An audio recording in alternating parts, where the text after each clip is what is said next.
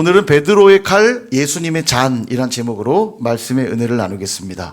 다시 말씀드리지만 오늘은 종료주일입니다. 예수님이 십자가 지기 위해서 예루살렘에 입성을 하셨어요. 많은 무리들이 예수님을 보고는 드디어 우리가 고대하던 메시아, 우리의 왕이 오셨다. 종려나무 가지를 흔들면서 호산나, 우리를 구원하소서란 뜻이에요. 호산나 호산나, 이스라엘의 왕이로소이다. 막 찬양을 불렀습니다. 너무 감사하죠. 그런데 일주일이 다 돼갈 때도 그들이 기대했던 왕의 모습을 보여주질 않는 겁니다.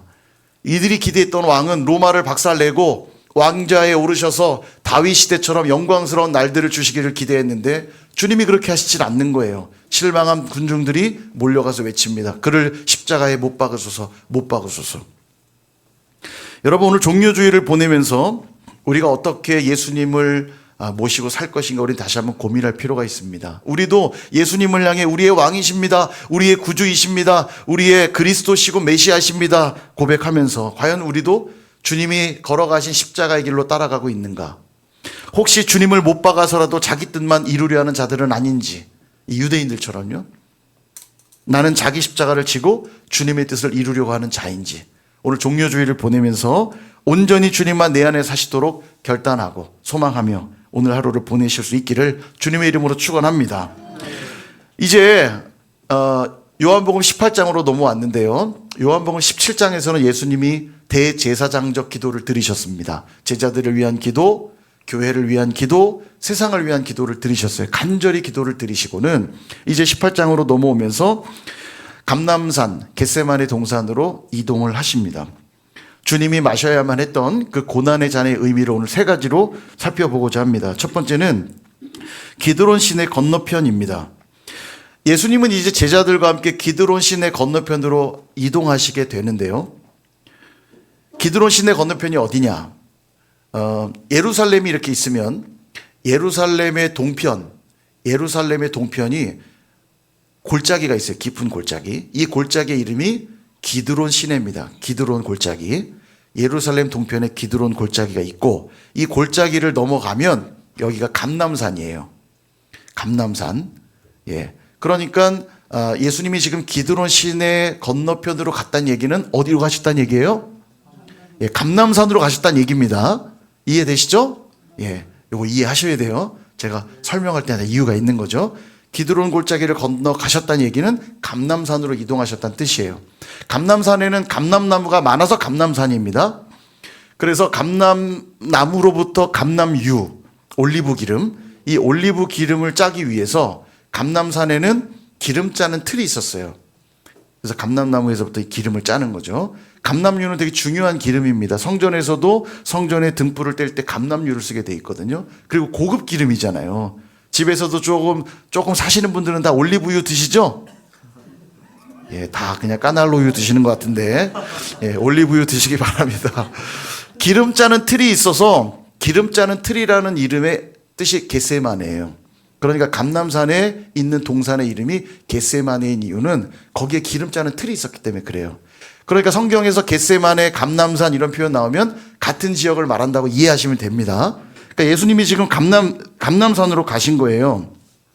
공간복음을 보면 마태, 마가, 누가에 보면 예수님이 감람산으로 가셨다, 겟세마네 가셨다, 거기서 기도하셨다고 나오죠. 그러니까 겟세마네, 감람산이라는 표현이 나오는데 요한복음은 겟세마네, 감람산 이런 단어를 쓰지 않고 기드론 시내 건너편 이렇게 설명하고 있어요. 그러니까 선일교회를 설명할 때 선일교회 이렇게 직접 말하면 참 좋은데 오린필류 건너편 이렇게 말한 거예요. 하우스 D 건너편 이렇게 말한 겁니다. 이유가 있겠죠. 왜 그렇게 말씀하고 있느니가. 이 기드론 시내를 이해하려면 다윗의 이야기를 잠깐 가야 되는데 다윗의 이야기를 보면 이런 게 나옵니다. 사무엘 하 15장 23절. 온 땅 사람이 큰 소리로 울며 모든 백성이 앞서 건너가매. 이 내용이 뭐냐면 아들 압살롬이 아버지 다윗을 반역해서 예루살렘에 군사를 몰고 올라오고 있는 중이에요. 이 사실을 알게 된 다윗이 예루살렘 성을 빠져나갈 때의 이야기입니다. 저 왕은 다윗을 말하죠. 왕도 기드론 시내를 건너가니 아들 압살롬의 반역을 피하여 어디로 갔냐면 기드론 건너편으로 도망갔다는 얘기입니다. 그러니까 지금 요한복음에서 기드론 시내 건너편으로 가셨다는 이 표현을 굳이 기록해 둠으로써 아들 압살롬의 배반으로 인해서 다윗이 도망을 간 것처럼 사랑하고 아끼던 제자의 배반으로 인해 예수님이 이제 고난당하시고 십자가를 지시게 될 것을 예고하고 있는 겁니다. 실제로 잠시 후면 가룟 유다가 군사를 몰고 이제 올 거거든요. 예수님을 잡으러 오는데 이 군사들이 뭘 가지고 오냐면 등과 횃불과 무기를 가지고 왔다고 기록하고 있습니다. 이 말은 어떻게든 잡아가겠다는 강력한 의지를 말하고 있는 거죠. 예수님은 무기를 갖고 계셨던 분도 아니고 예수님의 제자들이 군사들도 아닙니다. 얼마든지 마음 먹으면 잡아갈 수 있는데도 무기를 챙겨왔다는 건 어떻게든 잡아가겠다는 의지죠. 아들이 아빠를 배반하는 일도 굉장히 황당한 일이지만 사랑하는 제자가 메시아를 배반한 일도 너무 황당한 일이 아닐 수 없습니다. 지금 성경이 그 이야기를 하고 싶은 거예요. 예수님의 십자가의 순환이 시작된 그 자리는 기드론 시내 건너편, 즉 배반의 자리였다는 걸 말하고 있는 겁니다. 누가 배반했을까요? 1차적으로는 가룟 유다가 배반했지만 이후에 보면 제자들 모두가 예수님을 버리고 뿔뿔이 다 흩어집니다. 모든 제자가 다 배반했고요. 결정적으로 오늘 모여있는 저와 여러분, 바로 우리도 하나님을 배반한 자들이라고 성경이 이야기하고 있는 거예요. 볼까요? 로마서 5장 10절. 곧 우리가 원수 되었을 때에 그의 아들의 죽으심으로 말미암아 하나님과 화목하게 되었은즉 화목하게 된 자로서는 더욱 그의 살아나심으로 말미암아 구원을 받을 것이니라. 아멘. 우리가 하나님과 어떤 자였다고요? 원수된 자들이었대요. 죄 가운데 살아가는 것 자체가 하나님을 배반한 삶을 사는 겁니다. 우린 그런 자들이었대요. 하나님을 배반한 자들이었는데 그런 우리를 구원하기 위해 주님이 어디로 가셨다고요? 기드론 시내 건너편으로 가셨다는 얘기를 하고 있는 겁니다. 하나님과 원수된 우리 때문에. 그런데도 십자가가 아니라 세상의 힘과 권력을 상징하는 등과 횃불과 무기를 가지고 살아가려고 한다면 이것이야말로 어리석은 모습일 겁니다. 이제 우리가 정말 그 십자가의 은혜를 받은 자들이라면 더 이상은 배반하는 자들의 모습으로 살아가서는 안 될 것이에요. 그러기 위hen 우리가 서 있는 자리가 가룟 유다와 군사들이 있던 자리가 아니라 예수님이 계신 자리로 옮겨가야 될 거예요. 세상은 그런 우리를 박해하고 핍박할 수 있습니다. 그러나 그들은 우리를 배반하는 것처럼 여길 수 있으나 그럼에도 기드론 시내 건너편으로 가셨던 주님처럼 우리도 주님의 뒤를 따라 십자가의 자리로 나아갈 수 있기를 주님의 이름으로 축원합니다. 두 번째 교훈은 너희가 누구를 찾느냐입니다. 주님은 그 가룟 유다와 군사들을 보고는 묻습니다. 너희가 누구를 찾느냐? 그러자 나사렛 예수를 찾는다 이렇게 말합니다. 그러자 기다렸다는 듯이 내가 그니라. 이 장면이 두 번이나 반복돼요. 두 번이나. 공간복음을 보면 이 대목을 어떻게 설명하고 있냐면 가룟 유다가 군사들과 군호를 짰다고 나옵니다. 그 군호의 내용은 내가 가서 입 맞추는 자가 예수란 자니 내가 입을 맞출 때 잡아가라는 군호를 짜죠. 그래서 실제 가룟 유다가 예수님 볼에 입을 맞추는 장면이 나오는데 역시 요한복음은 이 대목이 나오지가 않아요. 왜 그러냐면 군호를 짜서 잡혀가면 마치 어쩔 수 없어 잡혀가는 것처럼 보이잖아요. 근데 예수님은 어쩔 수 없어 잡혀간 게 아니고 적극적으로 능동적으로 이 문제를 해결하기 위해, 죄의 문제를 해결하기 위해, 원수된 자들을 살리기 위해 적극적이고 능동적으로 십자가의 길로 나아갔다는 걸 강조하고 있는 겁니다. 두 번이나 얘기하고 있잖아요. 내가 그다. 내가 바로 그 예수다. 여러분 이것이 예수님의 십자가입니다. 끝까지 몰려서 어쩔 수 없이 십자가를 지신 것이 아니고 처음부터 십자가에서 죽으시기 위해 이 땅에 오신 분이라는 거예요. 왜요? 저와 여러분을 살리시려고요. 우리에게 영원한 생명을 주시려고요. 그러니 적극적으로 십자가 지실 수밖에 없던 겁니다. 선한 목자 비유에서 이미 주님은 이렇게 말씀하셨죠. 요한복음 10장 18절 이를 내게서 빼앗는 자가 있는 것이 아니라 내가 스스로 버리노라. 아멘. 내가 지금 잡혀가서 누군가에게 빼앗기고 있는 것이 아니고 내 스스로 버리노라. 그렇게 말씀하세요. 그러면 여러분 예수님을 죽인 자는 누굽니까? 가룟 유다입니까? 로마의 군인인가요? 유대인들입니까? 아닙니다. 예수님을 죽인 분은 하나님이세요. 하나님. 하나님이 예수님을 십자가에 죽이기로 결정하셨기 때문에 군대 아니라 군대 할아버지가 온다 해도 예수님을 죽일 수 있겠습니까? 그러나 하나님이 죽이시기로 작정하셨기 때문에 이 십자가 사건이 가능할 수 있었다는 걸 이야기하고 있는 겁니다. 사랑하는 여러분, 주님의 십자가로 우리가 구원받았음을 믿으십니까? 정말로 믿으십니까? 예. 대답을 보니까 믿는지 안 믿는지 고민하시는 것 같아요. 다시 한번 묻고 싶어요. 주님의 십자가로 우리가 구원받았음을 믿으십니까? 그렇다면 그 십자가 은혜에 정말로 감사하실 수 있기를 바랍니다. 주님이 적극적으로 십자가를 지시지 않았더라면 우리는 언감생심, 영생의 영자도 우리는 맛보지 못했을 거예요. 그러므로 이제 우리도 십자가의 삶을 살아내야만 합니다. 그렇다면 십자가의 삶을 산다는 건 뭘까요? 주님은 단 한 번도 십자가 앞에서 비겁하게 살아가지 않으셨습니다. 주님이 십자가를 지셨다는 건 우리의 수난이라는 단어를 쓰거든요. 한자로 고난을 받으셨다 이런 얘기입니다. 근데 이 말이 수동적으로 어쩔 수 없어서 이끌려 받으셨다는 그런 뜻이 아닙니다. 그 반대예요. 고난을 받으셨는데 적극적으로 능동적으로 받으셨다는 그런 뜻입니다. 그러므로 우리도 십자가의 삶을 산다는 건 억지로 마지못해 하는 그런 신앙이 되어서는 안 된다는 의미이기도 해요. 궁지에 몰려서 어쩔 수 없어 하는 그런 신앙이 되어서는 안 된다는 겁니다. 도리어 십자가의 삶은 솔선수범하는 삶이에요. 주님이 나를 위해 적극적으로 십자가를 지셔서 구원을 받았기에 나 또한 주님을 위해서라면 자원함으로 능동적으로 적극적으로 살아내는 삶을 말합니다. 예배를 드리되 자원함으로 예배하고 기도하되 적극적으로 기도하고 말씀을 읽고 묵상하되 능동적으로 하는 거예요. 그냥 예배를 드리려는데 때려 죽여서 벌 받을 것 같아서 안 하면 큰일 날 것 같아서 마지못해 질질 끌려 나오는 그런 예배여서는 안 되죠. 기도를 하긴 하는데 문제 있을 때만 목까지 차올라서 궁지에 몰려가지고 간신히 드리는 그런 기도 말고요. 내 삶 전부가 하나님께 영광이 되기 원한다고 하는 그 간절한 소망과 기대를 가지고 적극적으로 기도해야죠. 말씀을 읽는데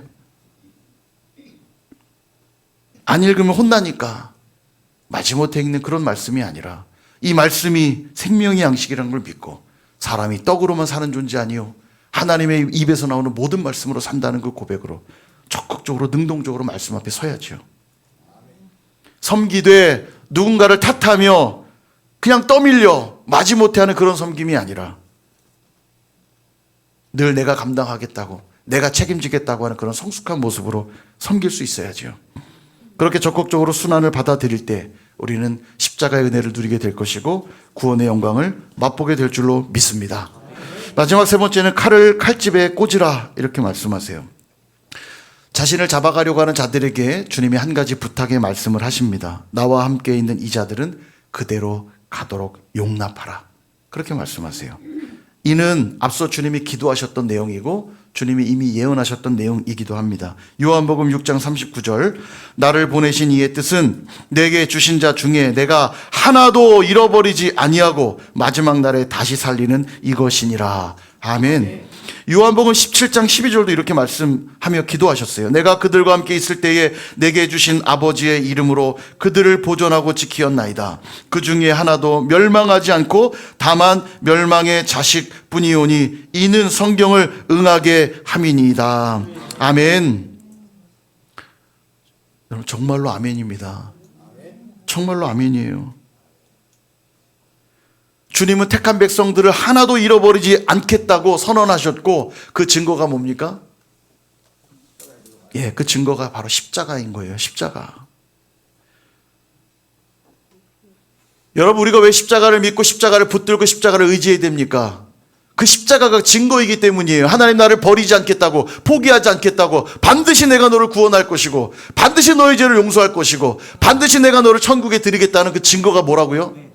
그게 십자가예요. 그게 십자가. 그 영화에 보면 귀신 나타나면 어떻게 해요? 이렇게 하잖아요. 이렇게. 성경적이에요. 상당히. 예. 사단도 어둠의 권세도 나를 어찌할 수 없다는 증거가 뭐라고요? 십자가예요. 오죽하면 모기한테 물려도 십자가 긋잖아요. 여러분 다 알아요. 제가. 모기야 물러가라. 밥을 떠도 우리 엄마들 십자가 그으면서 예수의 피, 예수의 피 다 알아요. 우린 그런 사람들이 십자가만 붙들고 사는 자들입니다. 그 십자가가 증거거든요. 내가 마지막 날까지 너희들을 책임질 것이다. 그래서 성경은 이렇게 선언합니다. 우리 로마서 8장 38절 39절 다 함께 읽겠습니다. 시작. 내가 확신하노니 사망이나 생명이나 능력이나 높음이나 깊음이나 다른 어떤 피조물이라도 우리를 우리 주 그리스도 예수 안에 있는 하나님의 사랑에서 끊을 수 없으리라. 아멘. 정말로 아멘이 얼마나 놀라운 말씀입니까? 사망도, 현재 일도, 앞으로 일어날 일들도, 심지어는 다른 어떤 피조물, 여러분 사탄도 피조물입니다. 타락천사 아닙니까? 피조물이에요. 사탄이라 해도, 엄청난 능력을 가진 것 같은 그 어둠의 권세들이라 해도 하나님의 사랑에서 끊을 수 없으리라. 여러분 이게 아멘 아니에요? 관심 없으세요? 하나님 사랑에 관심 없으세요? 아멘 아닙니까? 그래서 어떤 상황에도 십자가 붙드셔야 돼요. 사단은 끊임없이 우리에게 와서 고발할 겁니다. 니까짓 게 뭘 할 수 있다고. 맨날 죄나 짓는 주제에 뭘 할 수 있다고. 네가 무슨 하나님의 사랑을 받을 수 있다고. 네가 천국에 가면 내 손에 장을 지진다. 사단 끊임없이 우리에게 정죄해요. 그때마다 우리는 이 말씀 기억하면 돼요. 십자가 증거를 들이밀면 됩니다. 그 십자가가 바로 그 증거예요. 내가 끝까지 너를 책임질 것이고 하나님의 사랑에서 그 무엇도 그 어떤 것도 끊을 수 없으리라. 오늘도 실패하고 넘어지지만 우리가 절망하지 않을 수 있음은 선언하고 있잖아요. 현재 일이나 장래일이나 사망이나 그 무엇도 하나님 사랑에서 끊을 수 없으리라. 죽음은 끊을 수 있습니까? 우리 육신은 썩게 만들지 모르지만 하나님의 사랑에서 끊을 수 없대요. 그러니 죽음조차도 우리는 절망으로 끝나지 않는 겁니다. 기독교인들은 죽음조차도 기쁨으로 맞이할 수 있는 거예요. 근데 이때 베드로가 주님을 지키겠다고는 갑자기 칼을 꺼내서는 대제사장의 종이었던 말고란 자의 귀를 잘라버립니다. 여러분 여기 베드로가 칼을 가졌다는 걸 주목하셔야 돼요. 이미 주님은 여러 번 얘기하셔서 내가 잡혀갈 것이다. 내가 곧 너희들을 떠날 것이다. 이 말씀을 여러 번 하셨어요. 순환을 예고하셨습니다. 하나님의 뜻을 분명 전했거든요. 근데 이 말씀을 들은 베드로는 염려하고 근심했어요. 그 염려의 결과가 칼이었던 겁니다. 무슨 일 벌어지면 대처하려고 칼을 준비했던 거죠. 그렇습니다. 여러분 하나님이 말씀하실 때 그 말씀을 믿음으로 받지 않으면 인간적인 염려가 찾아오게 되고, 그러니 십자가를 붙드는 게 아니라 뭐를 붙드냐면 칼을 붙드는 거예요. 칼로 대표되는 돈과 명예와 권력을 붙드는 겁니다. 그게 마치 나를 구원해 줄 것처럼 생각하고 십자가를 내려놓고 칼을 붙든다고요. 여러분 칼이 나를 구원할 수 있습니까? 돈이 나를 구원할 수 있습니까? 명예와 권력이 내게 영생을 줄 수 있습니까? 제가 장례를 계속 치르지만 입관식 할 때마다 들어가 보면 딱딱하게 굳은 그 시신이 수의를 입고, 여러분 수의에 주머니 없는 거 아시죠? 거기다 돈을 갈 때 노잣돈 하라고 돈 꽂아줍니다. 그걸 돈을 왜 거기 넣어요? 다 탈 건데 홀짝. 사람이 생각하는 수준이 그거밖에 안 돼요. 무슨 그 돈이 그 사람에게 천국 가는 자금입니까? 아니요. 칼도 돈도 명예도 권력도 그 무엇도 우리에게 생명 줄 수 없어요. 그래서 주님이 베드로에게 이런 말씀하십니다. 11절. 예수께서 베드로더러 이르시되 칼을 칼집에 꽂으라. 아버지께서 주신 잔을 내가 마시지 아니하겠느냐 하시니라. 아멘. 칼을 칼집에 꽂으라. 공간복음에서는 이런 말씀도 하셨어요. 마태복음 26장 52절. 이에 예수께서 이르시되 내 칼을 도로 칼집에 꽂으라. 칼을 가지는 자는 다 칼로 망하느니라. 아멘. 여러분 칼이 위협적이고 강력한 거 사실입니다만 그 칼로 우리 영혼을 지킬 수 없어요. 아무리 대단해도 그 칼로는 우리 영혼 지킬 수 없어요. 그걸 아셨기 때문에 주님이 그 칼을 어떻게 하라고 말씀하세요? 칼집에 다시 넣으라고 말씀하세요. 왜요? 우리 영혼을 살릴 수 있는 길은 십자가밖에 없기에, 십자가뿐이 없기에 그 칼을 집어넣고 십자가 붙들라는 겁니다. 여러분 주님이 능력이 없고 힘이 없어서 십자가를 지신 게 아니에요. 마태복음에 말씀하셨어요. 12영도 더 되는 천사를 내가 동원할 수 있는 것을 너희가 알지 못하느냐. 그들이 무서워서 잡혀가신 게 아니에요. 얼마든지 그들을 물리칠 수 있는 능력이 있지만 우리를 살릴 수 있는 유일한 길은 십자가밖에 없기 때문에 주님이 칼이 아니라 십자가를 붙드신 거예요. 십자가로 나아가신 겁니다. 그 참혹한 십자가 외에는 다른 길이 없기 때문에 그 길로 나아가신 거예요. 이 십자가의 도를 우리가 받았다면 우리도 마땅히 십자가로 나아가야 되는데, 십자가를 붙들어야 되는데, 우리는 이 도를 받았다면서 왜 자꾸 칼을 준비하려고 하는 겁니까? 더 많은 돈이, 더 높은 명예가, 더 강한 권력이 마치 나를 구원할 것처럼 여기고 그것에 모든 걸 목숨을 거는 이유가 뭐냐는 거예요. 이 땅을 살아가면서 당장은 그게 대단해 보이겠죠. 그게 능력 있는 것처럼 보이겠죠. 그것이 내 인생을 책임져 줄 것처럼 여기겠죠. 예, 한 100년은 편하게 살지 모릅니다, 여러분. 그러나 천국 가면 분명히 알게 될 거예요. 이걸 깨닫지 못하는 게 어리석은 겁니다. 천국 가면 알게 될 거예요. 누가 정말 복된 삶을 사는 것인지.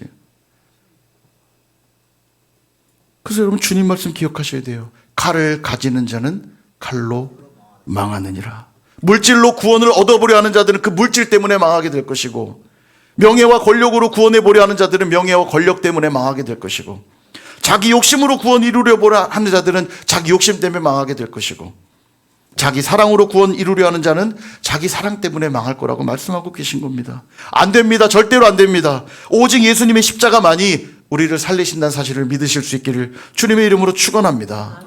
주님의 그 십자가 사랑이 얼마나 놀라운지 보십시오. 자기를 잡으러 온 말고의 귀가 잘려나간 걸 보시고 사랑의 마음으로 그의 귀를 다시 붙여주세요. 원수도 사랑하라는 이 말씀 몸소 보여주세요. 그는 나를 따르겠다고 온 자가 아니에요. 나를 잡겠다고 온 자지만 그에게 닥친 그 어려움도 주님은 해결해 주시고 도와주세요. 더 나아가서 그 십자가 위에서 이 말고보다도 더 잔혹하고 더 잔인하고 더 악한 저와 여러분을 우리 주님의 십자가 사랑으로 섬기신 거 아닙니까? 이 놀라운 십자가 사랑을 아신다면 이제는 칼을 내려놓으셔야 돼요. 그리고 뭘 붙들어야 됩니까? 십자가 붙들어야죠. 그 험한 십자가 붙들어야죠. 고린도전서 1장 18절은 말합니다. 우리 같이 한번 읽겠습니다. 시작. 십자가의 도가 멸망하는 자들에게는 미련한 것이요. 아멘. 예, 정말 아멘입니다. 세상이 볼 때 십자가가 정말 미련해 보여요. 여러분 보십시오. 우리가 누군가를 섬긴다고 하면은, 예, 내가 가진 돈도 써야죠. 내가 가진 시간도 써야죠. 또 내 몸도 사용해야죠. 에너지를 쏟으면서 해야 됩니다. 그죠? 그 시간에 나가서 돈을 벌면 돈을 더 벌 것이고, 인맥을 쌓으면 더 좋은 인맥들을 만들어갈 수 있을 것이고, 더 나은, 더 행복한 삶을 만들어갈 수 있는 거 아닙니까? 어제 저희가 목자들 한 달에 한 번씩 빕스데이를 앞두고 목자들만 저희 가정에 모아서 목자들끼리만 목장 모임을 한 번 합니다. 거기서 같이 교제하고 또 빕스데이를 준비하거든요. 하는 이유가 있어요. 먼저 우리 영혼들을 섬기는 일에 우리 목회자 부부가 먼저 섬겨야 된다고 생각했기 때문에 한 14분 정도, 다 모이면 한 14분 정도 모입니다. 그 14분의 식사를 준비한다는 게 저희한테도 쉬운 일은 아니에요. 근데요, 어제도 진행하는데 사모님이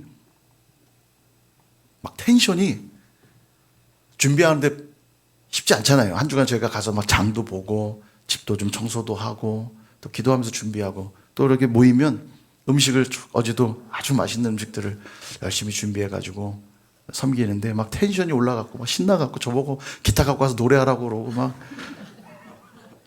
제가 뭐 광대입니까? 기타 갖고 노래하게. 찬양하자는 얘기죠. 내가 어제 바빠서 기타는 못 챙겨갔는데 막 텐션이 올라서 누군가를 섬기고 있는데 막 기쁨으로 충만해요. 그러니까 또 오신 분들은 막 걱정해요. 사모님 힘든데 자꾸 이런 걸 준비하시면 너무 힘든 거 아니냐고. 아, 힘들죠. 힘들 수 있죠. 그리고요, 돈도 많이 들어요. 14사람 대접하는데 뭐 비용이 제법 들죠. 제가 넉넉하고 여유 있어서가 아닙니다. 여러분 섬기려면요, 물질도 내놔야 되고요, 시간도 내놔야 되고요, 헌신해야 돼요. 그게 십자가의 원리 아닙니까? 그죠? 근데 그게 괴롭고 고통스러운 게 아니라 기뻐요. 막 텐션이 올라가고 어제 막 업돼가지고 또 보면서 감사하고 기쁘고 또 서로. 제발 그런 얘기는 하지 마세요. 부담되니까 이렇게까지 하지 마세요. 그런 말 하지 마시고 오히려 와서 너무 맛있네요. 너무 즐겁네요. 너무 행복하네요. 이런 고백만 하자고 우리. 그런 얘기 했어요. 십자가 그래요. 세상이 볼 땐 되게 미련해 보입니다. 그 돈 있으면 애들한테 더 투자하고, 그 돈 있으면 너희들도 편한 삶 살지. 왜 그렇게 사냐고. 세상은 그렇게 미련하다고 말할지 몰라요. 그러나 우리는 압니다. 구원받는 우리에게는 그 십자가가 하나님의 능력이라는 거 알아요. 주님이 자기 목숨을 다 던지셔서 우리를 구원하신 이 놀라운 감격과 기쁨이 우리 안에 있기 때문에 누군가를 섬기는 게 고통스럽고 괴로운 게 아니라 그게 너무 기쁜 일이라는 거 알아요. 그리고 분명한 건 천국에 가면 여러분 아시게 될 거예요. 이 땅에서 수많은 사람들 지극히 작은 자에게 한 것을 주님 다 보시고 천국에서 칭찬하시고 다 갚으실 겁니다. 이 땅에서 조금 편하실래요? 천국에서 영원토록 주님과 함께 복을 누리실래요? 당연하죠. 그러기 위해서 붙들어야 될 게 뭐라고요? 십자가요. 십자가.